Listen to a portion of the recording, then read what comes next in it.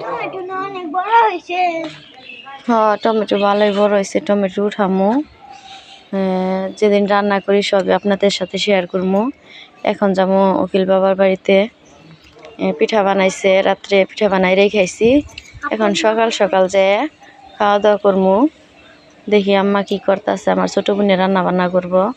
মাশাল্লাহ অনেক টমেটো ধরছে, আপনাদের ভাইয়া বোন ছিল। এখনো খাওয়া হয় নাই আর কি, বড় হইতেছে। নাও তাহলে তোমার নানু বোন নাও যাই, আও। এটা আমার চাচা শ্বশুরের বাড়ি, আমাদের বাড়ির সামনে রাস্তা। ডাটা বুনছি,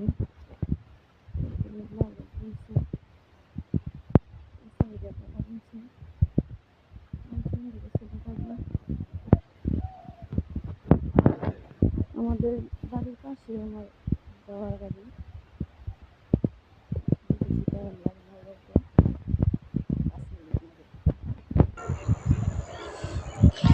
শীতের দিন পিঠার আয়োজন, অনেক সুন্দর একটা পরিবেশ। গরমের সিজনে তো আর পিঠা খাওয়া যায় না, শীতের সিজনে খাওয়া হয়।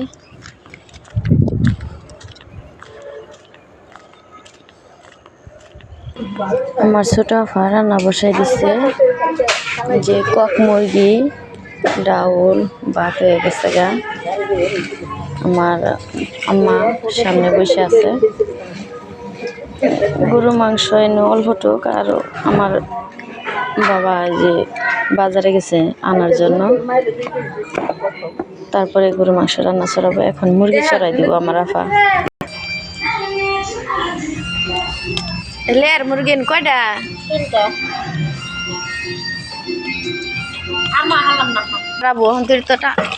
কালার আয় নাই, জ্বালালি টকটক।